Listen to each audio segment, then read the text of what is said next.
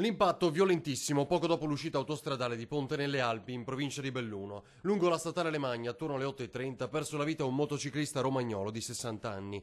Lo scontro con un furgone che procedeva in senso opposto. Ancora da chiarire la dinamica dello schianto, costato la vita al Centauro, che è stato sbalzato a diversi metri di distanza. Il tutto sotto gli occhi degli amici con cui aveva iniziato questa scampagnata in montagna.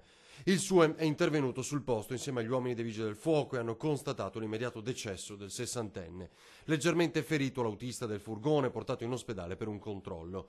I pompieri hanno messo in sicurezza i mezzi e la strada è rimasta chiusa per le operazioni di soccorso fino alle 11:45.